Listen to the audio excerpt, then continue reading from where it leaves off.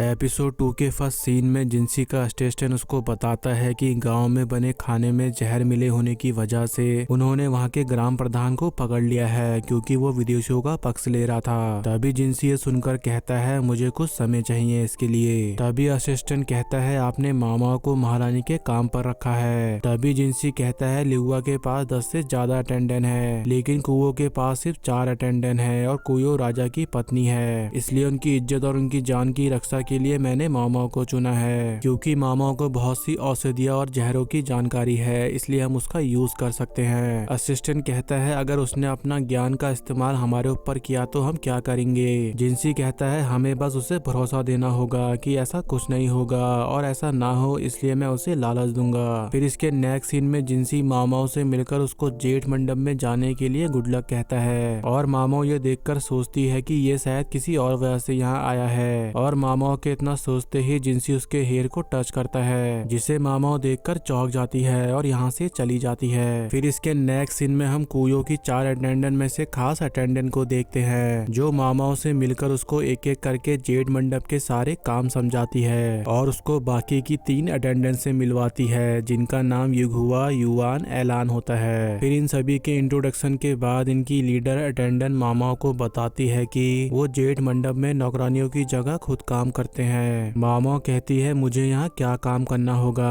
तभी ये तीनों मामाओं का दायां हाथ देखकर उसको रोककर कहती है तुम यहाँ खास काम ही करोगी, अभी तुम अपने रूम में जाकर आराम करो, जब तुम्हें बुलाएंगे तब तुम आना। तभी इन तीनों के इतना कहते ही इन तीनों की हेड मामाओं को उसके रूम में छोड़ने चली जाती है और ये तीनों मामाओं के जाने के बाद कहते हैं उसका हाथ देखकर लगता है उसके माँ बाप ने उस पर जुल्म करे होंगे और फिर उसको यहाँ भेज दिया होगा और अब वो यहाँ इतना कठोर काम करेगी। और इतना कहते ही ये तीनों मामाओं के लिए रोने लग जाती हैं। तभी दूसरी तरफ मामा अपने रूम में बैठकर सोच रही होती है कि आखिर वो तीनों की आंखों में मेरे लिए इतनी दया क्यों थी। फिर इसके नेक्स्ट सीन में हम जिंसी को देखते हैं जो मामाओं से कहता है यहाँ तुम्हारा काम जहर जांचने का है। तभी ये बात सुनकर मामा खुश हो जाती है और जिंसी कहता है महारानी को 2 बार जहर देने की कोशिश की गई लेकिन उनकी अटेंडेंट ने उन्हें बचा लिया और खुद लकवा पड़ने से बीमार हो गई, इसलिए अब से तुम उसकी जगह हो। अगर खाने में कोई जहर होगा तो तुम हमें बता दोगी जिससे महारानी सेव रहेगी। तभी मामा उन तीनों अटेंडेंट को देखकर कहती है मुझे अब समझ आया वो मुझ पर दया क्यों दिखा रहे थे। तभी मामा के इतना सोचते ही उसे कुछ खाने को चेक करने को कहते हैं। तभी मामा एक बर्तन को उठाकर उसको चेक करती है और उसका खाना खाकर बताती है कि इनमें से किसी में भी जहर नहीं है। और मामा के इतना कहते ही मामा सोचती है कि मैंने पहले अपने हाथों में कई तरह के जहरों का टेस्ट करके उस पे एक्सपेरिमेंट किया है जिससे मेरे शरीर पर ज्यादातर जहर का असर नहीं होता है, लेकिन मैं फिर भी इसके लायक नहीं हूँ। लेकिन अब जब मुझे ये काम मिला है तो मुझे खुशी है कि मुझे ये जगह मिल गई है। तभी इसी दौरान मामा हंसने लगती है और सभी लोग उसको देखने लगते हैं। फिर इसके बाद हम मामाओं को देखते हैं जो अपनी हेड से कहती है इनको चांदी के बर्तन में खाना देना चाहिए क्योंकि चांदी का बर्तन जहर होने पे रिस्पॉन्स देता है। तभी मामाओं की हेड कहती है जिंसी ने तुम्हारा टेस्ट लेने के लिए बर्तन चेंज किए थे। तभी मामा सोचती है अच्छा तो ये उस आदमी की पहले से ही साजिश थी। हेड कहती है हमें नहीं पता था कि तुम लिख सकती हो वरना तुम्हें और पैसे मिलते। मामा कहती है मेरे किडनैपर को अभी भी मेरी कमाई का एक हिस्सा भेजा जाता है, मुझे ये बात से बहुत गुस्सा आता है। तभी यहाँ पर मामा की हेड उसे एक लेटर दिखाती है जिसमें लिखा होता है कि जहर की जांच करने वालों का पैसा खतरे का होता है इसलिए वो किडनैपर को नहीं भेजा जाता है। तभी मामा ये बात सुनकर अपने हेड को शुक्रिया बोलकर यहाँ से चली जाती है। फिर इसके नेक्स्ट सीन में जिंसी मामाओं को सैनिकों का दिया हुआ खाना चेक करने को देता है। तभी मामाओं खाना सूंघकर बताती है कि इसमें काम उत्तेजना वाली औषधियां मिली है जिनसे आपके शरीर पर कोई असर नहीं होगा। जिंसी कहता है तुम बिना खाए सूंघकर ये बता सकती हो, कमाल की बात है। मामा कहती है इसका मतलब ये पहले से जानता था और ये मुझे काम उत्तेजना वाली औषधियां खिलाना चाहता था। तभी ये देखकर कुयो हंसने लगती है और जिंसी मामाओं से कहता है कुछ दिन पहले सैनिकों के लिए पास के गांव में खाना बना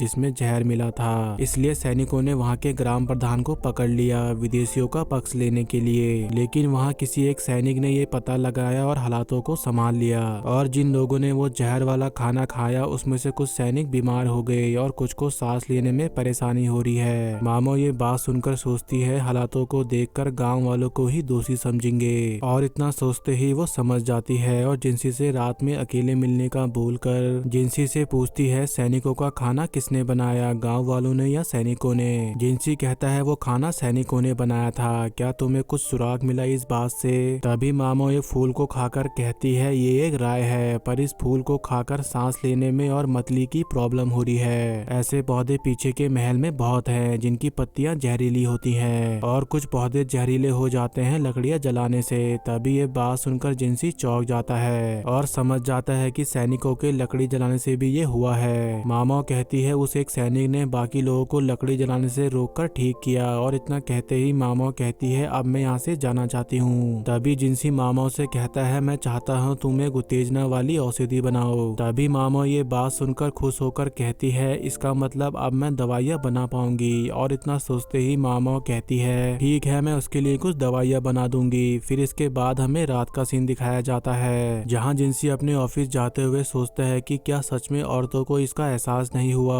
और इतना सोचते ही वो अपने अटेंडेंट से कहता है सम्राट बस दूसरे लोगों को बिस्तर पर आने का न्योता देते हैं पर उनसे मिलते नहीं हैं, ये कितना बेकार है। एक रानी को सम्राट के लिए सुंदर होने के साथ पवित्र और वफादार भी होना पड़ता है। जिंसी कहता है महारानी ने पहली बार मुझे सम्मानित किया, ये सब मामा की वजह से हुआ क्योंकि उसने मुझे देख लिया।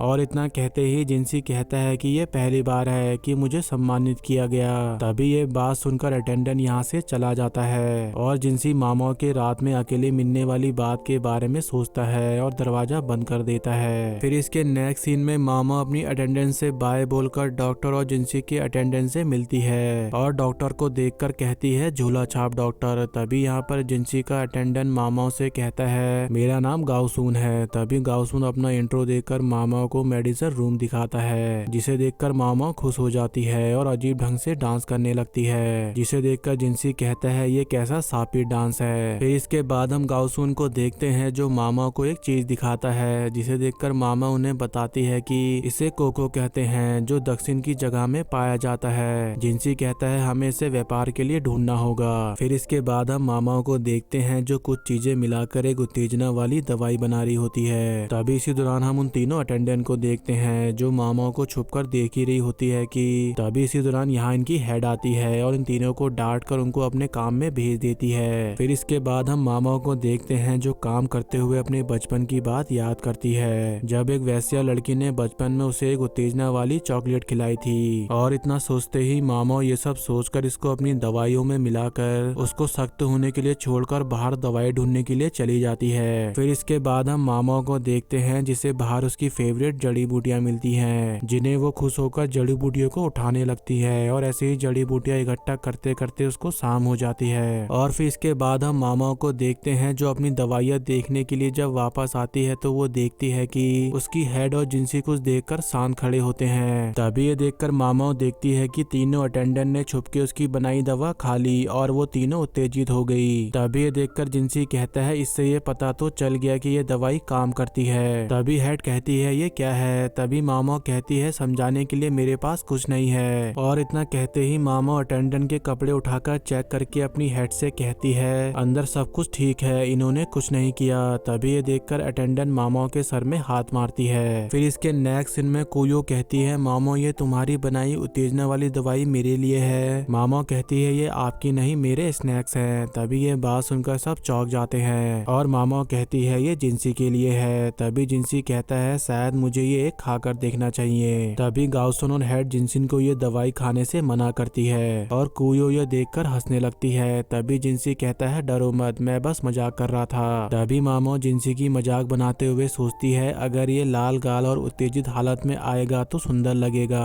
और इतना कहते ही मामा जिंसी को दवाई देकर कहती है इसका असर भयंकर है, इसलिए एक बार में सिर्फ एक ही खुराक लेना, ज्यादा लोगे तो खून तेज हो जाएगा और तुम्हारी नाक से खून निकल जाएगा। कोयो कहती है मैं इसे सम्राट को बाद में एक सरप्राइज की तरह दूंगी। मामा कहती है ये 3 गुना शक्तिशाली है बिस्तर पर टिकने की तुलना में। तभी ये बात सुनकर कोयो चौंक कर कहती है क्या कहा 3 बार। और इतना कहते ही कोयो धीरे से कहती है क्या वो 3 गुना लंबे समय तक टिक सकेगा इसे खाकर। तभी मामा कहती है मैं इन्हें ऐसे दिखाऊंगी कि मैंने ये सुना ही नहीं, पर ये सच है, ये दवाई से वो 3 गुना लंबे समय तक टिकेगा। तभी इतना कहते ही मामा जिंसी से कहती है जब आप अपनी पत्नी के साथ अकेले हो तो इस दवाई का यूज करना। तभी ये बात सुनकर जिंसी दवाइयाँ ले लेता है और कुयो यहाँ से जाते हुए कहती है वो दवाइयाँ बना सकती है, ये कमाल की बात है। तभी मामो कहती है मेरा काम खत्म हुआ। तभी मामो के इतना कहते ही जिनसी उसकी गर्दन पर किस करके थैंक्स कहता है और यहाँ से चला जाता है। तभी मामो अपनी दवाई देखकर कहती है अच्छा इसने ये खा लिया, तब इसने ये हरकत की। खैर अब मुझे खुशी है कि कोई भी बीमार नहीं होगा। फिर इसके बाद हम एक लड़की को देखते हैं जो एक डरावनी लड़की को देखकर डर जाती है। और इसी के साथ हमारा आज का ये वीडियो भी यहीं पे एंड होता है। तो गाइस अगर आपको मेरी वीडियो पसंद आती है तो प्लीज लाइक कमेंट करना ना भूलें, और अगर आप मेरे चैनल पर न्यू है तो प्लीज सब्सक्राइब करना ना भूलें। Thanks for watching.